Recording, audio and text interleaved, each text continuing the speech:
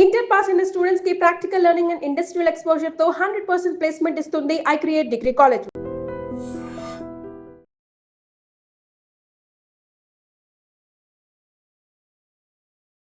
I dream ప్రేక్షకులందరికీ నమస్కారం. ఈరోజు మనతో పాటు జ్యోతిష్య వాచస్పతి బ్రహ్మశ్రీ పోతుకుచ్చి చంద్రమౌళి శాస్త్రి గారు మనతో పాటు ఉన్నారు. గురుగారితో మాట్లాడదాం. నమస్కారం గురుగారు. ఓం శ్రీ గురవే నమః. ఆయుష్మతి భవ. గురుగారు, పుష్కరాలు వచ్చినప్పుడు కోట్లాది మంది నదీ స్నానాలు చేస్తూ ఉంటారు. అసలు ఈ నదీ స్నానాలు, ఈ పుష్కర స్నానం వెనుకున్న ఆధ్యాత్మిక పౌరాణిక అర్థం ఏంటి? అలాగే ఈ నదీ స్నానాలు చేయడం వల్ల వారికి వచ్చే పుణ్యఫలాలు ఏంటి? ఈ సమయంలో మనం చేయాల్సిన దానాలు, పూజలు ఏంటి వివరిస్తారా? ఓం బృహస్పతయే నమః.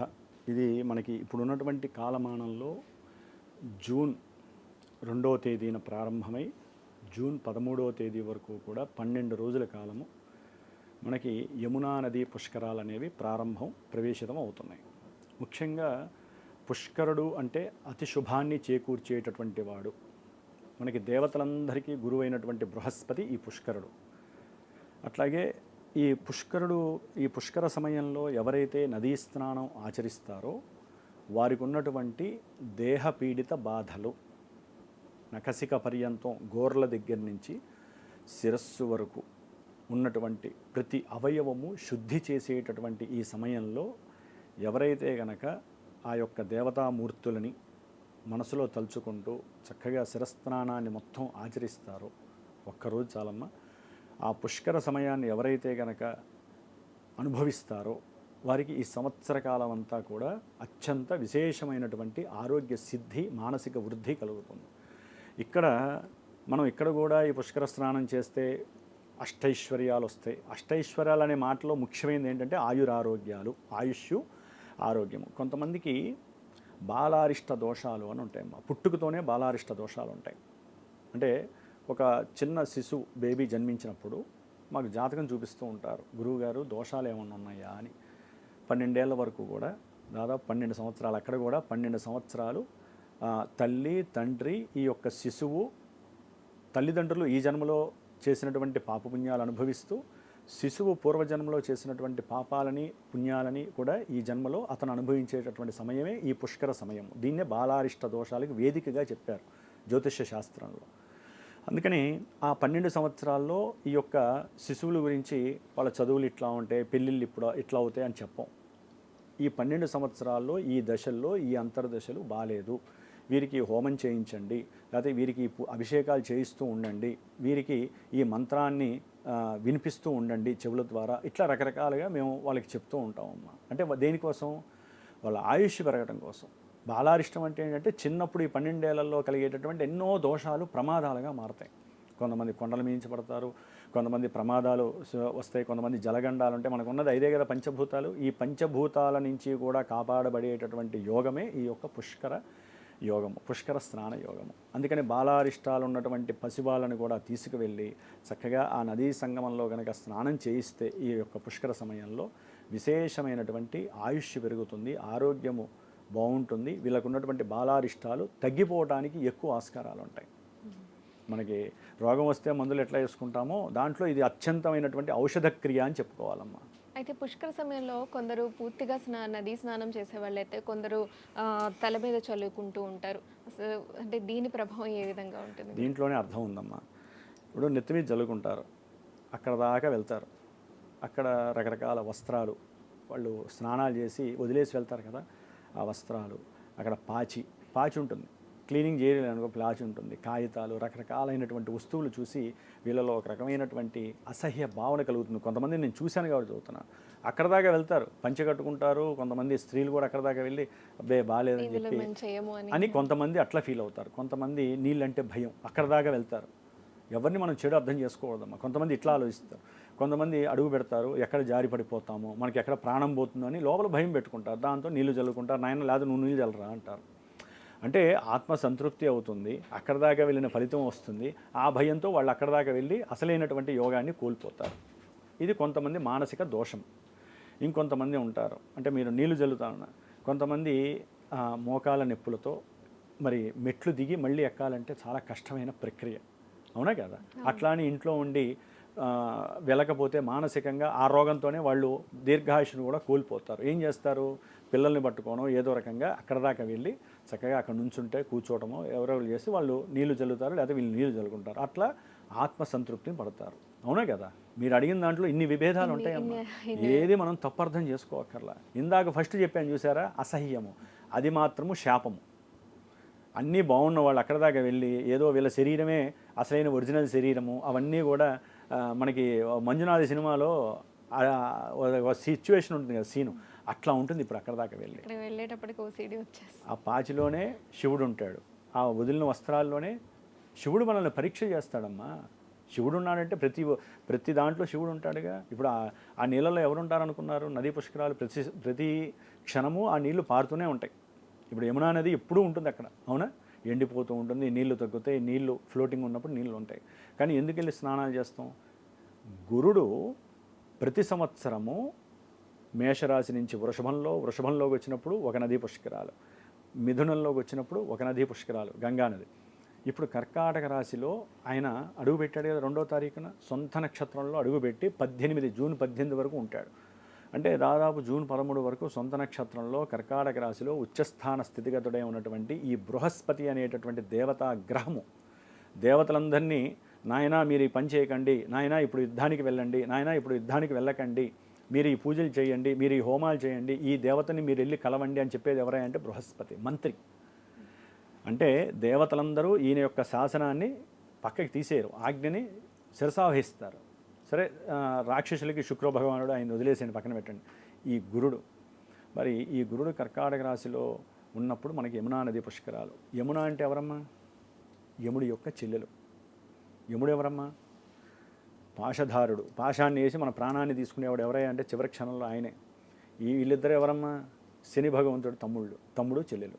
అయిపోలే. ఏలినాటి శని దోషం ఉన్న వాళ్ళందరూ వెళ్ళి అర్ధాష్టం అష్టం శని దోషాలు కంపల్సరీ స్నానం చేసి రావటం వలన ఈ యొక్క యమునా నది యొక్క ఆశీర్వచనం దొరుకుతుంది. ఎవరికైతే జన్మజాతకంలో బాలారిష్టం అని చెప్పాను కదా, వారి యొక్క జన్మ లగ్నాతు 3వ స్థానంలో గురుడు ఉంటే బాలారిష్ట దోషము అంటారు పిల్లలకి. అది మహాదోషము, మృత్యుకారకత్వాలు ఇస్తాయి. వాళ్ళు వెళ్ళి పిల్లలనైనా సరే చేసుకొని రావాలి.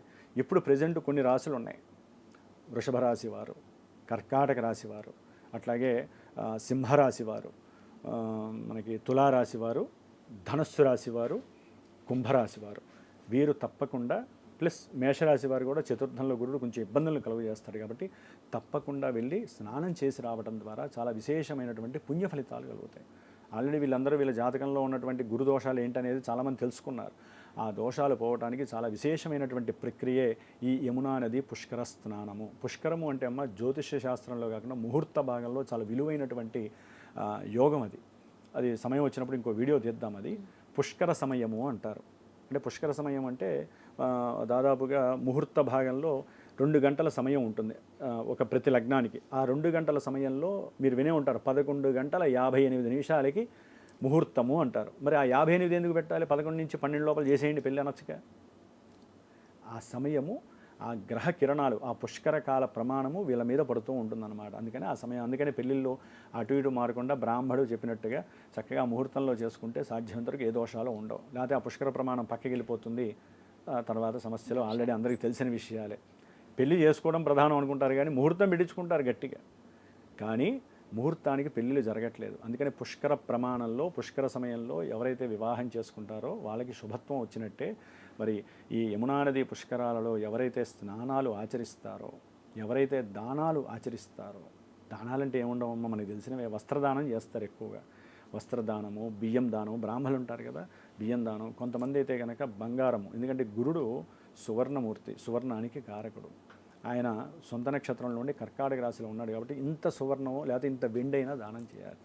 ఎందుకంటే ఈసారి విశేషం ఏంటంటే అమ్మ, జూన్ 8వ తారీఖున మహానుభావుడు, ఇందా చెప్పాను, శుక్రుడు కూడా ఈయనతో వచ్చి కలుస్తున్నాడు ఇదే రాశిలో, కర్కాటక రాశిలో. గురు శుక్రుల యొక్క ఆత్మీయ బంధం అంతా ఇంత కాదు. ఇద్దరు దైవగురువు, రాక్షస గురువు, ఇద్దరు కూడా శత్రువులు, పరమశత్రువులు.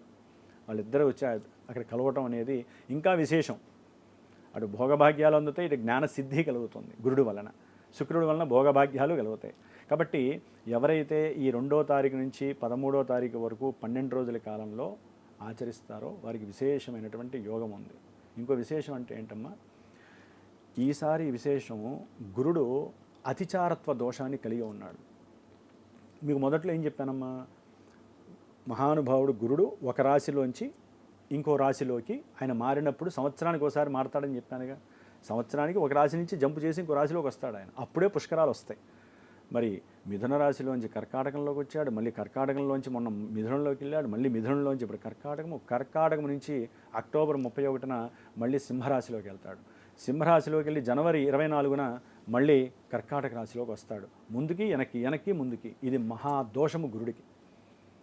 అందుకనే గురు నక్షత్రాలు పునర్వసు, విశాఖ, పూర్వభద్ర ఈ నక్షత్ర జాతకులు, ధనస్సు, మీనము ఈ యొక్క రాశులు కానీ లగ్నాలు కానీ ఉన్నవాళ్ళు గురువుకి సంబంధించిన దశలు అంతర్దశలు ఎవరన్నా జరుగుతున్నా, మేషాది మీనరాశి పర్యంతం ఇందాక చెప్పినట్లుగా గురువు చెడ్డ స్థానాల్లో ఉన్నటువంటి వాళ్ళు ఈ నదీ స్నానాలు ఆచరించడం ద్వారా, దాన ధర్మాదులు చేయటం ద్వారా విశేషమైనటువంటి ప్రాముఖ్యత, విశేషమైనటువంటి ఆయురారోగ్యాలు, అష్టైశ్వర్యాలు, భోగభాగ్యాదులు చక్కగా కలిగి రుణబాధలు తీరిపోయి ఉన్నంతలో వారు హ్యాపీగా సుఖ సంతోషంగా ఉండేటటువంటి సౌఖ్యస్థానం కాబట్టి కర్కాటకం విశేషమైనటువంటి యోగాలు కొన్ని వాళ్ళని వరిస్తాయి.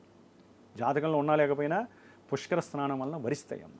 కాబట్టి ఇంత విశేషమైనటువంటి ఈ పుష్కరాల యొక్క విశిష్టత, ఈ అతిచారత్వ దోషం వలన గురుడే నలిగిపోతున్నాడు. మనమెంత బృహస్పతికి అదొక శాపం అమ్మ, పరిగెడుతున్నాడు ఆయన ముందుకి వెనక్కి ముందుకి. మహాదోషం ఇది. అందుకనే వీలుంటే అవకాశం ఉన్న వాళ్ళు మినిమమ్మ 12 రోజులు ఎగబడి వెళ్ళక్కర్లేదమ్మా. 6 నెలల పాటు ఈ యొక్క విశిష్టత ఉంటుంది. దాంట్లో మనం కుదించి మళ్ళీ ఆయన మారిపోతాడు కదా, సింహరాశిలో మారినప్పుడు కొంచెం దీని ఎఫెక్షన్ తగ్గుతుంది. కర్కాటక రాశి నుంచి అటు వెళ్తే ఏముంది, లెక్క ప్రకారం మనకి గోదావరి నది పుష్కరాలు వచ్చే సంవత్సరం వస్తాయి. అది మళ్ళీ విశిష్టత. మరి ఈ అతిచారంలో ఉన్నప్పుడు మరి మారాడు కదండి రాశి మారినప్పుడు గోదావరి ఇప్పుడే రావాలి కదా అంటే ఒకే సంవత్సరంలో 2 పుష్కరాలు ఎలా వస్తాయి? 3ను. గురుడికి అందుకనే దోషం పట్టింది కాబట్టి ఆ గురుడి యొక్క అనుగ్రహం పొందటానికి దేవతలందరూ కూడా ఆ 12 రోజుల్లో ఆ నీళ్ళల్లో స్నానాలు చేయడానికి వస్తారటమ్మ. అందుకని వాళ్ళు స్నానం చేసినటువంటి ఆ యొక్క నదీ సంగమంలో కనుక మనం చేసినట్లయితే మనకి మానవులకి ఎన్నో మానసిక దోషాలతో పాటుగా చర్మ సంబంధిత శారీరక దోషాలు ఉంటాయి. చర్మ దోషాలు ఉంటాయి కదమ్మా, ఎంతోమందికి రకరకాల పేర్లు ఉంటాయి ఇంగ్లీష్ డాక్టర్లు అయితే కనుక. అవి ఇప్పుడు కాకపోయినా సంవత్సరం లోపలైనా సరే ఒక్కొక్కటి తగ్గుముఖం పడతాయి, కంపల్సరీ తగ్గుముఖం పడతాయి. ఆ నీళ్ళలో ఎంతమంది చేశారు కదా అని చెప్పి మనం అసహించుకోవాల్సిన అవసరం లేదు. దోషం పోగొట్టగలిగేదే మనకున్న పంచభూతాలలో జలమమ్మ. మనం పూజ చేస్తాం, ఆచమనం తీసుకుంటాం, లోపల ఉన్న అవయవాలు వెంటనే శుభ్రపడిపోతాయి గోవిందా గోవిందా అనగానే. కాబట్టి నీటికి పంచభూతాలలో విశేషమైనటువంటి శక్తి ఉంది. ఆ శక్తిని మనము చూసి అసహించుకోకూడదు. కాముగా ప్రశాంతంగా వెళ్ళి ఓకే వీళ్ళందరూ దేవతా స్వరూపాలు, నేను ఒక దేవుణ్ణి అనుకొని దేవతా స్వరూపంగా భావించి దిగితే ఆ దేవతలు మిమ్మల్ని గమనిస్తారు. మనం మనుషుల్లో ఉంటే వచ్చిన దేవతలు ఏం గమనిస్తారు? అరే ఈ మనుషులు సరిగ్గా రేర్లా బాబు, వీళ్ళకి అనుగ్రహం ఇవ్వడం అనవసరం అనుకుంటారు. అందుకని ఉన్నటువంటి వాళ్ళందరినీ దేవతలుగా భావిస్తేనే వీడు దేవత లోపలికి దిగ్గలుగుతాడు. కాబట్టి ఆ విధంగా చేసుకోవడం ద్వారా ఈ యొక్క యమునా నది పుష్కరాల వలన వీరికి కలుగుతున్నట్టు ఎవరికైతే మృత్యు గండాలు అనేవి ఉంటాయి కదా, పంచభూతాల ద్వారా, అగ్ని ద్వారా, జలం ద్వారా, వాయువు ద్వారా, ఆకాశం ఏరోప్లేన్స్ ద్వారా, భూమి ప్రమాదాలు ఎవరికైతే ఎక్కువగా జరుగుతూ ఉంటాయో వారు కాస్త ఈ విధంగా చేసుకోవటం ద్వారా, స్నానం చేసి దానాలు చేయడం ద్వారా కొంతవరకు వెసులుబాటు కలుగుతుందని మాత్రం చెప్పచ్చు తల్లి. శాస్త్రం చెబుతోంది, నేను చెప్తున్నాను. పుష్కర నది స్నానాలకు ఉన్న విశిష్టతను వివరించినందుకు ధన్యవాదాలు గురుగారు. శుభమస్తు. And for more videos, Please subscribe to iDream. Please subscribe to iDream. Please subscribe iDream. And please subscribe to iDream. For more videos, subscribe to iDream. please like, share and subscribe to the channel. Congratulations, iDream. Subscribe to iDream. Subscribe to iDream. So subscribe to iDream Media. iDream ki iDream team andarki huge congratulations. Please subscribe iDream Media. Please subscribe to iDream. Subscribe iDream. Please subscribe to iDream. iDream అంటే నా కళల channel subscribe చేసుకున్న నోరు తిరుగుతలేదు, మీరైతే గంట గుర్తు కొట్టండి. For more such videos, please subscribe to iDream. Subscribe to iDream. Please subscribe to iDream. Please subscribe iDream Media. Please do subscribe to iDream. Please subscribe to iDream Media. For best entertainment and information, please subscribe iDream. And don't forget to subscribe to iDream.